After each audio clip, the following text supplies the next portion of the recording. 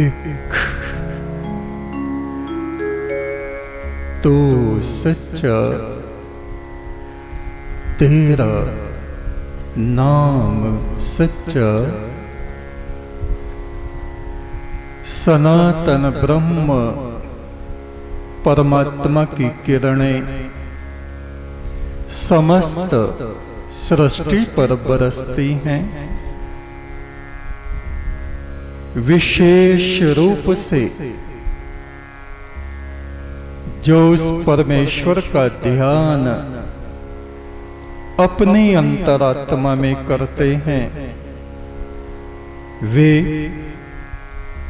उसकी ज्योति से ज्योतिर्मान हो जाते हैं। थोड़े समय के लिए परमेश्वर का ध्यान करें, सीधे होके बैठें, कमर गर्दन मस्तक को सीधा रखें, तर्जनी उंगली और अंगूठे को मिला के रखें, आंखों को बंद करें।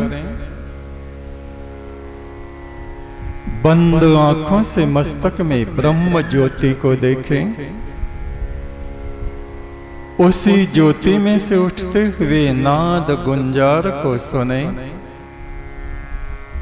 आती जाती हुई सांस पर ध्यान दें। गहरी शांति का अनुभव करें।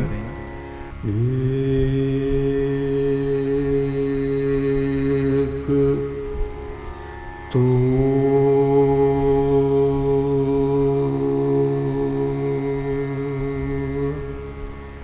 सच्चा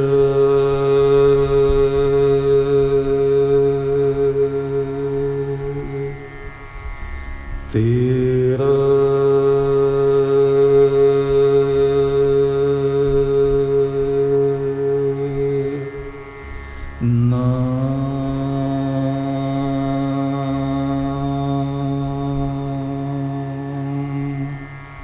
सच्चा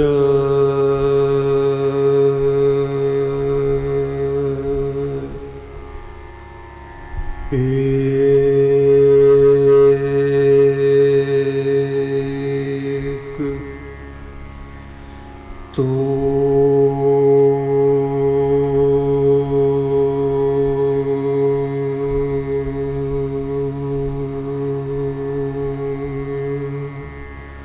सच्चा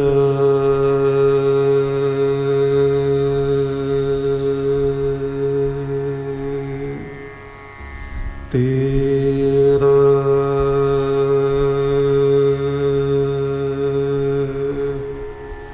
नाम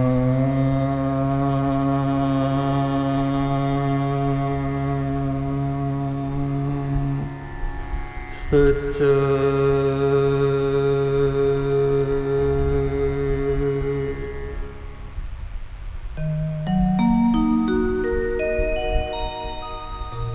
एक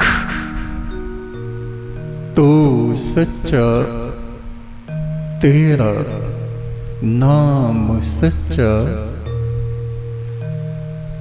हे सनातन ब्रह्म परमात्मा तू सच्चा है। तेरा नाम देवगणों को भी मोक्ष प्रदान करने वाला है। ऋषिगण सिद्धगण अपने शरीर की गुफा में आत्मा की ज्योति जलाए हुए रात दिन तेरे तपो ध्यान में निमग्न रहते हैं। ऋग्वेद के ऋषि कहते हैं, ओम सोम गीर्भिद्वा वयम वर्धयामो वचो विदः। पवित्र आत्मा वाले देवता, हे सनातन ब्रह्म, तेरे प्रकाश को अपनी अंतरात्मा में ग्रहण करते हैं और तेरी स्तुति करते हुए, तेरा स्तवन करते हुए वे तेरे प्रकाश को इस संपूर्ण विश्व ब्रह्मांड में फैलाते रहते हैं। सो मृडी को न आविश्य, हे ज्योति पुरुष परमात्मा, तू मेरे भीतर प्रवेश कर, मेरी आत्मा में तू प्रविष्ट हो। तेरा प्रकाश मेरे भीतर से निकलकर सारे संसार को प्रकाशमान करे, ज्योतिर्मान करे। ब्रह्मपुत्र नदी के तट पर महादेव शिव एक शिलाखंड पर बैठे हैं। उनके चरणों में नंदी बैठे हुए उनकी सेवा कर रहे हैं। नंदी ने कहा, प्रभु, आज मैंने एक स्वप्न देखा। एक गुफा है, उस गुफा के भीतर से 5 सांप निकले, बड़े भयंकर विषधर, फुंकार मारते हुए वे मेरी तरफ को आ रहे हैं। शुरू में तो मुझको भय लगा, जब वे मेरे निकट आ गए तब मैंने परम ब्रह्म के मंत्र को जपना प्रारंभ किया।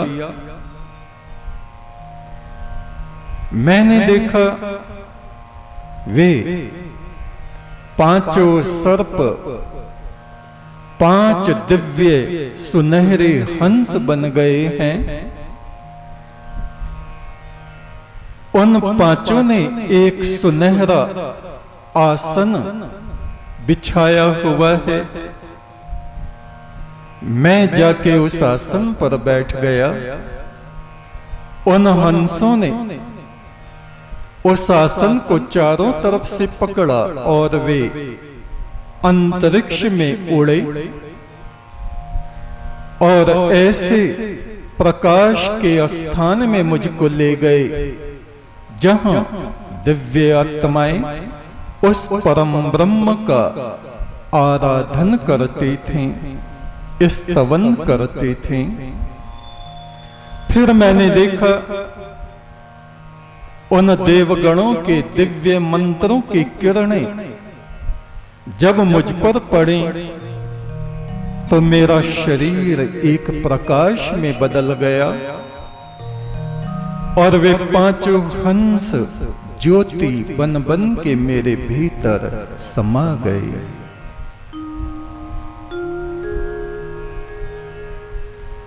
शिव ने कहा, नंदी, ये जो गुफा तुमने देखी और उसमें 5 सर्प देखे, मनुष्य का शरीर ही ये गुफा है। इस गुफा में वो परमात्मा अदृश्य रूप से निवास करता है, किंतु इस गुफा के भीतर 5 भयंकर सर्प हैं। काम, क्रोध, लोभ, मोह, अभिमान, इनसे 5 प्रकार के दुख उत्पन्न होते हैं। 5 क्लेश की उत्पत्ति इनसे होती है। रूप वेदना, किसी सुंदर रूप को हम देखते हैं तो हमारा मन उसमें आसक्त हो जाता है। और जो मनुष्य किसी पर आसक्त हो गया तो समझो उसके प्राण दूसरे के हाथ में चले गए, और वो उस मनुष्य से इस प्रकार खिलवाड़ करता है जैसे बच्चे किसी पक्षी के पैर में धागा बांध दें और उसको उड़ाएं, और जब चाहे उसको नीचे खींच लें और जमीन पर पटक डालें। आसक्ति में फंसा हुआ व्यक्ति ऐसा दुख पाता है जैसे नादान बच्चों के हाथ में फंसा हुआ कोई पक्षी कष्ट पाता है।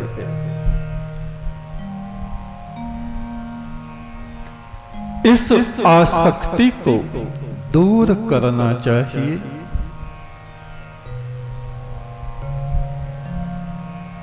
शिव ने कहा दूसरा सर्प क्रोध है।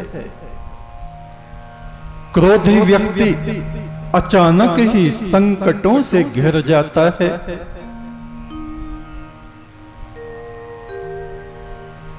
रूप वेदना, रस वेदना, शब्द वेदना, स्पर्श वेदना, गंध वेदना, कहे हुए शब्द मनुष्य के कर्म बन जाते हैं। मृदु शब्द और कड़वे शब्द। मृदु वाणी से अमृत बरसता है और कुटिल कटु वाणी से विष बरसता है। जिस विष की अग्नि में मनुष्य जीवन भर संतप्त रहता है, दग्ध रहता है, जलता रहता है। हे नंदी, इस शरीर रूपी गुफा में रहने वाला तीसरा सर्प लोभ है। हमारा मन किसी भी वस्तु पर, किसी भी व्यक्ति पर, किसी के भी धन पर, किसी की संपदा पर, किसी के गुणों पर आसक्त हो जाता है। लोभ में पड़ा हुआ व्यक्ति ऐसा होता है जैसे कोई कुएं में गिर जाए और उसको जल्दी से कोई निकालने वाला ना मिले। चौथा सर्प मोह है। मोह सकल दुख व्याधि मूला, पुनि पुनि उपजत है भवशूला। ये मेरा है, ये मेरा नहीं है, ये मेरा मित्र है, ये मेरा शत्रु है। मम न मम, ये मेरा है, ये मेरा नहीं। ये मृत्यु और अमृत दोनों ही इस मनुष्य के शरीर के भीतर निवास करते हैं। अपना समझकर वो कुटुंब को पालता रहता है, तरह तरह के पाप उसके लिए करता है। कोई अजनबी आदमी आ जाए, एक चुटकी चून भी दे दे तो ऐसा मगन होता है, ओहो जाने कितना बड़ा दान कर दिया, पुण्य कमा लिया।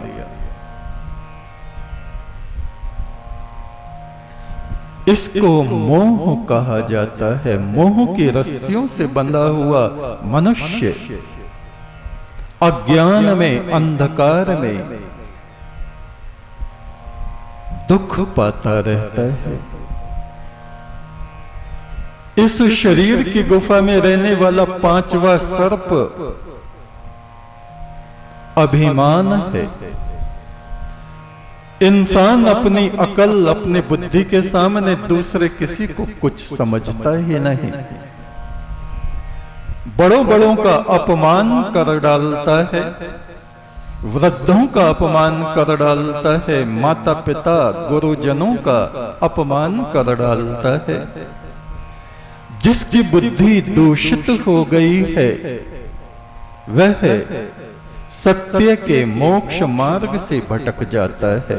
ये पांचों सर्प इस जीव आत्मा रूपी मणि के ऊपर अपने फनों की छाया करके बैठे रहते हैं, आत्मा रूपी इस मणि को ये पांचों सर्प ढके रहते हैं।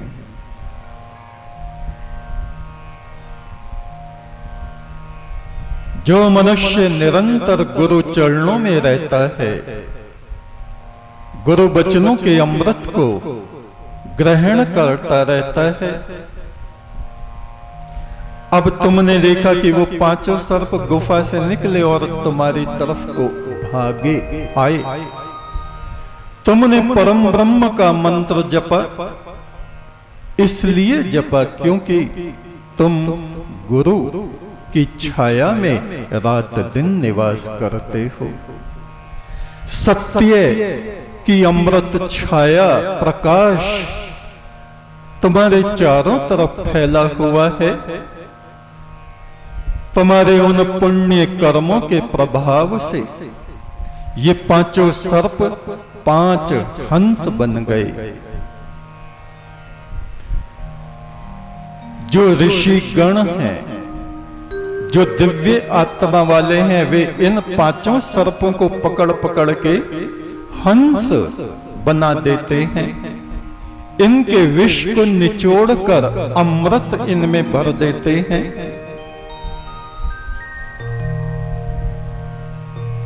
जगत वासना के स्थान पर वो इनमें परमात्मा का प्यार, उसकी भक्ति को भर देते हैं।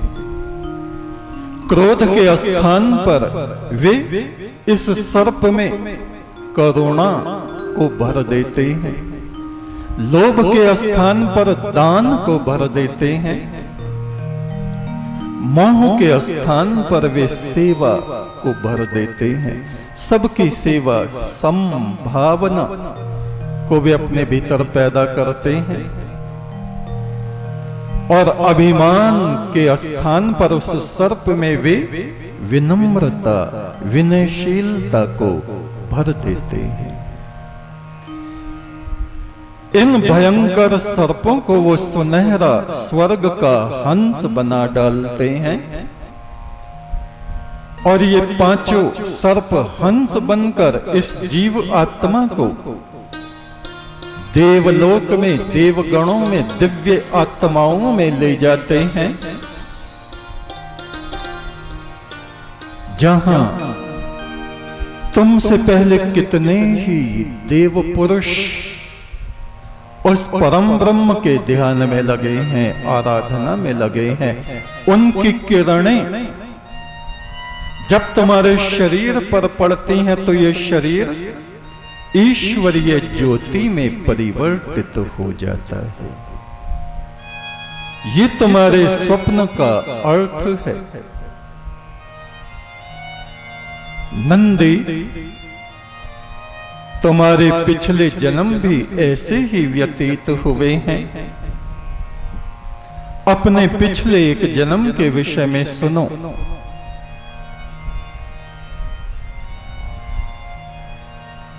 कश्मीर के अनंतनाग क्षेत्र में एक राजा था।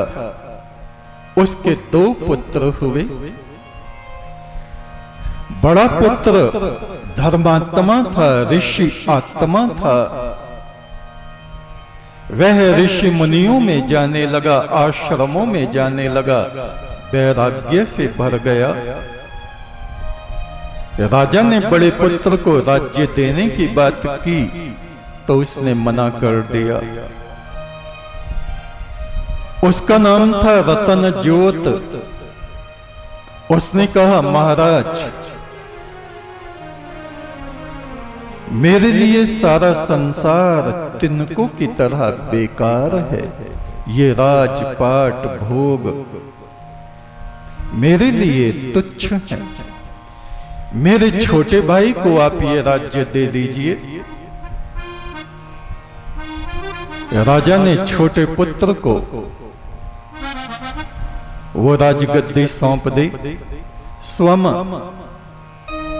तपोवन में चला गया और कुछ दिन बाद उसका शरीर छूट गया। राजमहलों में तरह तरह के लोग रहते हैं, षड्यंत्र होते रहते हैं।